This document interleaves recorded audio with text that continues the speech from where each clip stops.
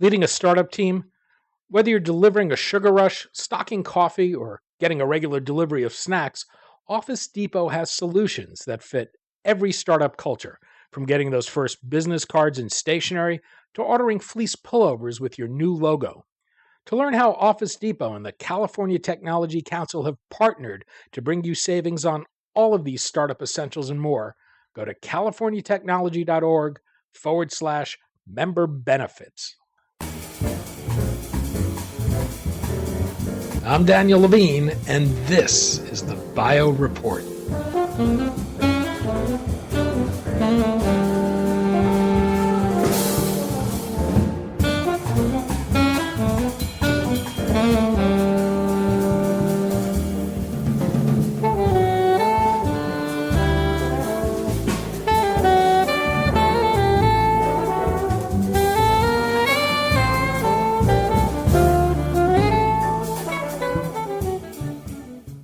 Intensity Therapeutics argues that cancer is both a micro and macro disease. Therapies need to act at the site of tumors, but they also need to treat the systemic effects of the disease that results from micro-metastases.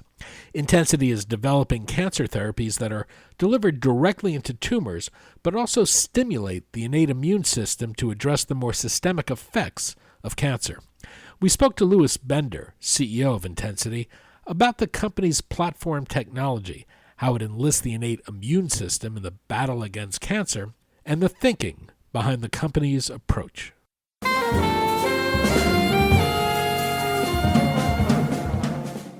Lou, thanks for joining us.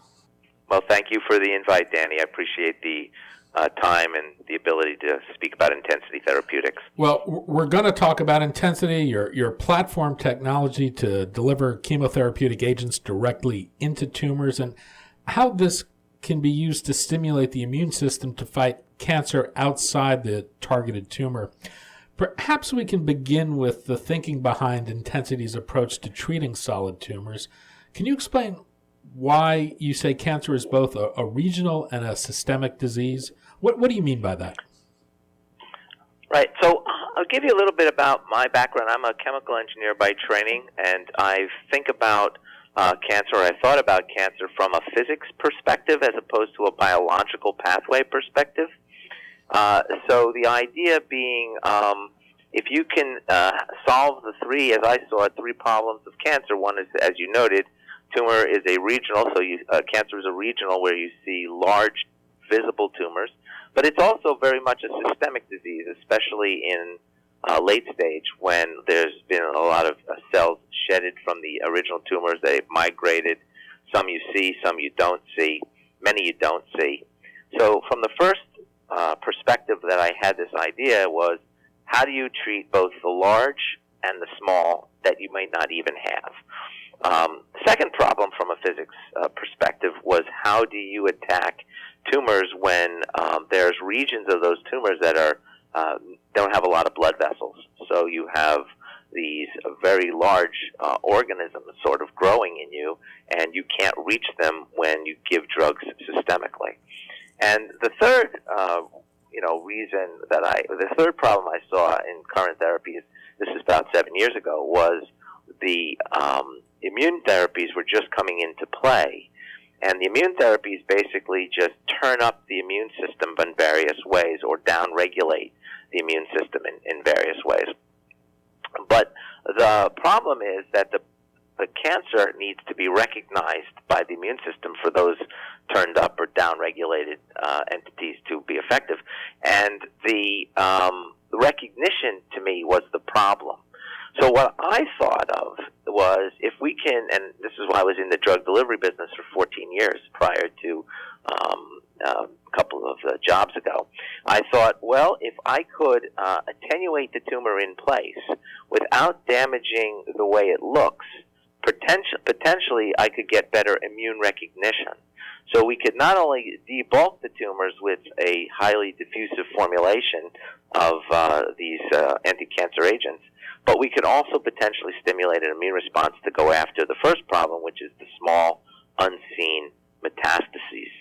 So I thought we could attack the cancer both systemically by getting the immune system engaged, and also directly by using this technology I developed for diffusion throughout tumors. You have a platform you call Diffuse RxSM. What is the That's platform? Correct. So we have identified molecules, I call them cell penetration enhancers. They're very unique in that they are soluble in both fat and water. So a tumor, when you think about it, is really, it consists of proteins, fibrins, fat, and water. The cells are, got these lipids, these are fat. And so if you could saturate the tumor with potent anti-cancer agents, you could kill it. So Diffuser RX is using these molecules that are soluble in fat and water. They bind non-covalently to the target drug we're trying to deliver, and they allow for a temporary effectiveness where the drug becomes soluble in fat and water. So there's a diffusion. When you inject directly into the tumor, you just move the drugs throughout the entire tumor. We dose based on the tumor volume. So in chemical engineering, there are laws of physics that govern how diffusion is done. And so by using these unique molecules in formulations co-formulated with these anti-cancer agents, not just chemotherapy, not just chemotherapeutics, actually, it works with a whole different a number of classes, you can completely saturate a bulky tumor, killing it very quickly. And by killing it so quickly and so thoroughly, you give time for the adaptive immune system to come in and recognize it. So the Diffuser RX is the first step to kill directly, but then by the mechanism of some of the drugs that we use and some of the other things we do, it gives the immune system the opportunity to come in and recognize it. And so when we inject into one tumor, what we see in mice and now in humans is the ability to regress and kill tumors that we did not inject.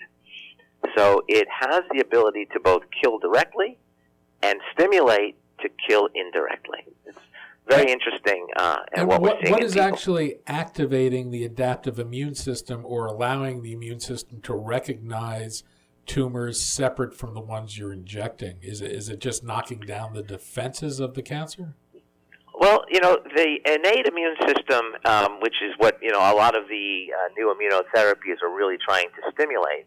The adaptive immune system is sort of like, how vaccines work. You give something that looks like the virus, in the case of a vaccine, like polio virus looks like the polio virus.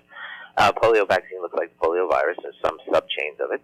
And what happens is the immune system now comes in and starts to recognize it. So when we take the cancer and we can attenuate it in your body, it's your cancer. It's whatever your cells have however your cells have mutated.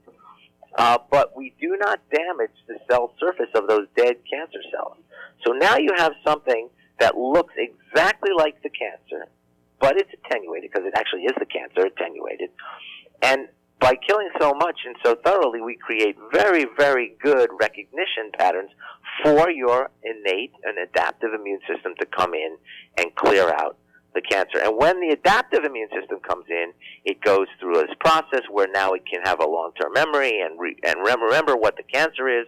So it hunts down, because the adaptive immune system is a systemic immune approach, it hunts down the either small unseen metastases or the bulky, the metastases that are not injected by our technology. There's been an important trend in cancer treatments, a move towards profiling tumors to select drugs that target the underlying molecular mechanism of a particular patient's cancer.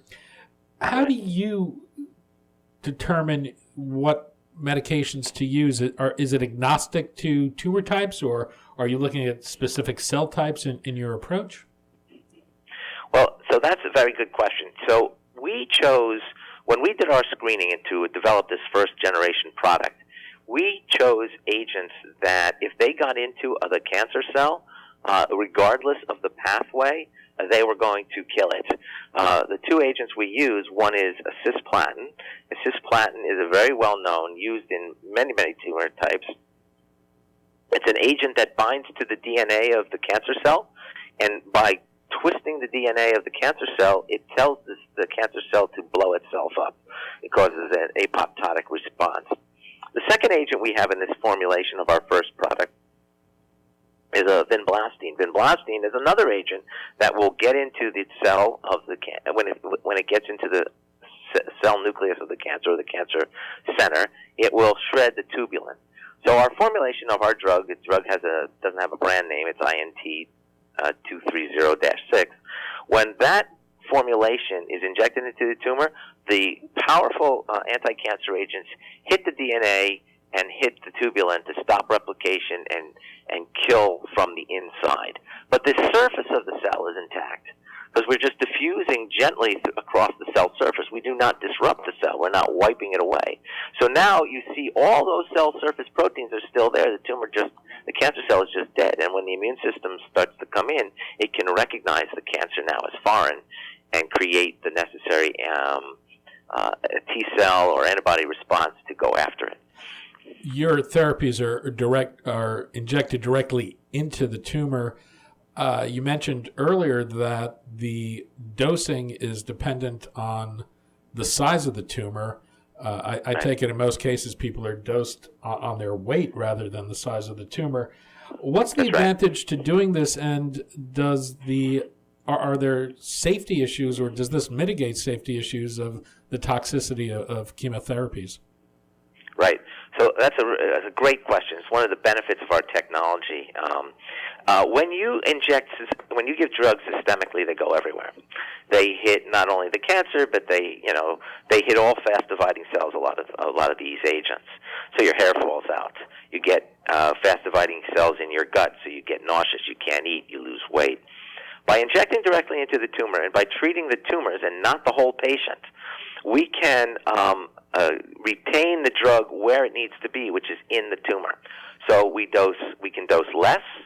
The drug will not go into the systemic circulation, and you see a significantly large number of patients having almost no toxicity whatsoever. When we've done our study now, we have not seen a single severe adverse event related to the drug.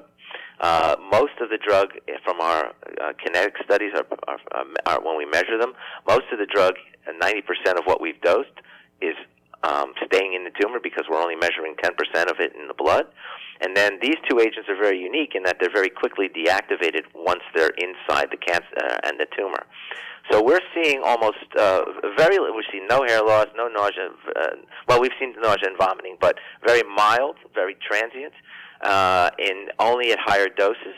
And so the patients don't have these terrible side effects that you normally see with systemic chemotherapy. We really don't see it. We concentrate in the tumor. The drugs stay there. The drug kills the tumor. And then the patients, we're seeing some increased in systemic T-cell responses based on the blood work we've done. So we're hoping that we're getting the adaptive immune response. We have seen when we've injected patients into some tumors, we've seen uninjected tumors in the lung and other places go away or shrink significantly. So we do believe we are seeing the first signs of what's called an abscopal effect, where we're dosing locally, but we're acting globally. Given that you're injecting directly into tumors, does that limit the indications for your drugs in any way? If you were to talk to an interventional radiologist, they will tell you they can get a needle just about anywhere in the body. We have dosed now in the clinic, we have dosed into the liver, at 4 injections at the same dosing day. We've dosed in the lung. We've dosed in the abdomen. We've dosed, obviously, at the superficial part. The majority of the patients we've now treated have received deep tumor injections. So the answer is, because of the physics involved, these drugs diffuse throughout tumors. We believe we can treat solid tumors where there can be a needle placed. And if you ask these doctors, they think they can get a needle anywhere. So right now we have no limitations on solid tumors that we've identified. We even believe we can treat glioblastoma and brain cancers with this technology, and we're looking to start some patients with our therapy that have those diseases, glioblastoma. One of the things you're trying to exploit is the different nature of the membrane of healthy cells from the membranes of tumor cells. How do they differ, and how are you exploiting that? Well, it's a great question, too. So if you look at a cancer cell, or they have to grow at a much faster rate than a healthy cell. That's the nature of the beast. They also typically grow in environments where they don't have good nutrients. They don't have a lot of good blood vessels. So the way they overcome those two issues is by having a much more fluid membrane. It's well published that their membranes are sometimes 10 to 30 times more fluid than those of a healthy cell. So we designed our diffusion-based products to diffuse into cancer cells and to avoid diffusion into healthy cells. Healthy cells generally have membranes that are much tighter because obviously they get good blood flow and they're not growing as fast. So the drug itself, when we did our safety studies, we've seen that the drug goes into cancer cells. If it doesn't get into the cancer cell, or when we did our toxicology studies, it would go into the bloodstream and be in the bloodstream at low dose. So we are not harming, and now we've dosed, I think, 33 patients. We have not seen any real local systemic, local toxic effects by the drug harming healthy tissue in patients and in animal studies. So the ability of the cancer cell to be much more fluid, to absorb from its environment, is the exact Achilles heel, if you will, that we take advantage of. To kill the cancer, spare healthy cells, and hopefully get these immune responses that can go and create a long-term durable effect against the cancer. Well, take a step back for a moment. If you were to think about it, what would you say is the problem with the way cancer is treated today, and how does your approach address that? Well, as I said, cancer today is, it's moving to an immunotherapy base, but immunotherapy still is not shown activity in what are called cold tumors, such as pancreatic or these other things. The reason why some tumors like pancreatic are so horrifically damaging is because they almost have no blood vessels, and they're in parts of the body where they're just being gobbling up the other organs, so to speak. So if we can inject directly into those tumors, or if we can inject into the metastases and cause an immune response, what we can see is a much more effective way of treating the cancer patient. So we believe that cancer today is a systemic approach where you give the drug everywhere. It's surgery plus chemotherapy in early stage, and it's chemotherapy plus this immunotherapies, which have not really demonstrated for late stage cancers of many types a large significant effectiveness. So by treating the tumors, converting them to a site for recognition by the immune system, we believe we can get safer products, much more effective in multiple tumor types where most things don't work today. We seem to be moving toward immunotherapies in combination with other cancer agents. Why is your approach preferable? Well, if you look at typical anti-cancer, systemic chemotherapy, that knocks back the immune system. So if you've got an approach that uses conventional chemotherapy approaches, which go all over the body and harm the immune system initially, that combined with immunotherapy is going to be somewhat less effective. What we do is we don't harm the immune system. We kill the tumor. The tumor now becomes very visible to the immune system, and so we believe that our approach, by using these kinds of agents to kill only the cancer and not have the side effects of systemic toxicities, will be a safer, much more effective combination for immunotherapy than the current therapies are. You alluded to your lead experimental therapy, INT230-6. What do we know about INT230-6 to date, and what's the clinical path forward? And I think you're looking at 14 different indications for this drug? Well, we've tried this drug. We've attempted to dose 14 different cancer types in 33 patients. We're seeing excellent safety. We're seeing tumors become necrotic. We're seeing tumor regression. We're seeing uninjected tumors regressing as well. We've seen very rare cancers that really have no therapy available to them, such as this chordoma, which we've seen patients that have basically tried all sorts of therapies, radiation, surgery, chemotherapy, targeted therapy, immunotherapy, with no effectiveness in really slowing the progression of this deadly and slow-growing cancer. And we've shown in patients now where we've been able to regress their tumors, shrink their uninjected metastases, and shrink their tumors to the point where these patients are now stable. And we've done it with very minor side effects, maybe a little pain at the injection site, but we've been able to stabilize these very challenging cancer types in patients with benefit. So we believe that there's going to be a large number of applications for this. We're still exploring the dosing, tolerability. We have not hit any maximum tolerated dose. We've had no dose-limiting toxicities in the study so far through the number of patients we've dosed in all the different indications. So our goal now, going forward, to answer your question on that end, is to get some data in 4 or 5 patients in a number of different tumor types, which we're now in the process of getting. We've gotten a large number of tumor types. Now we're trying to get more patients in each of those. And then we'll select those cancers where we feel we have the best shot of getting a product to the market, getting this product into the market, and go into more pivotal later stage studies like phase 2 and some registration studies. So, it's very, very encouraging because, again, it's a physics problem. A cancer cell that's of, a pancreatic has a lipid bilayer and it has a water core. We diffuse through that. The same thing as lung. All cells have that kind of property where they have a lipid bilayer with certain proteins sticking out with water in the center. So there's no reason, because we're not a biological-based approach, we're a physics-based approach, that we couldn't treat a large number of tumor types. And our drug works very, very synergistically in combination with these immunotherapies. We've demonstrated that in a lot of models. You run with a small team at your core. You recently raised a round of venture capital. How far will your financing take you? Well, you are correct, and the team is extremely small. We have, even at an accelerated burn rate, now enough capital to last us through the end of 2020. We anticipate that we will start to enroll a significant number of patients. We're looking to form some collaborations where we can obtain a supply of some of these immunotherapies that we think will be much more synergistic with us.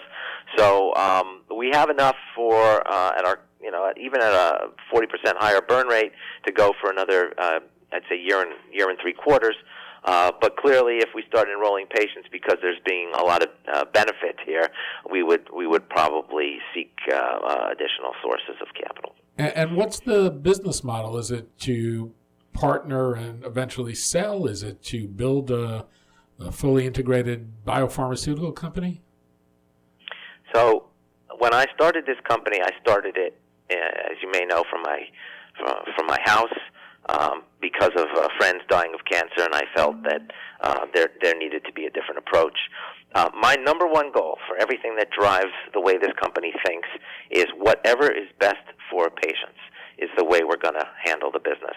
So if our development efforts to bring the product to indications is best done by us, that's the way we'll do it. If a big pharma company wants to come in and take control of this product or this technology, and they commit to bringing it around the world to patients that desperately need something that's going to benefit beyond what's currently available, then we will certainly consider multiple options to partner or sell to them.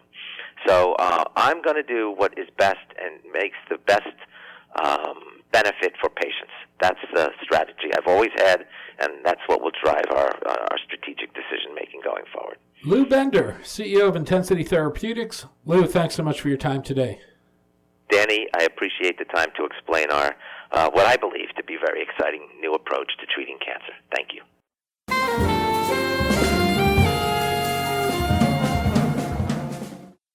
Thanks for listening. The Bio Report is a production of the Levine Media Group. To automatically download this podcast each week, subscribe to our RSS feed or through iTunes or other podcast manager. To join our mailing list, go to levinemediagroup.com. We'd love to hear from you. If you want to drop us a line or are interested in sponsoring this podcast, send email to danny@levinemediagroup.com. Special thanks to Jonah Levine, who composed our theme music, and the Jonah Levine Collective, which performs it.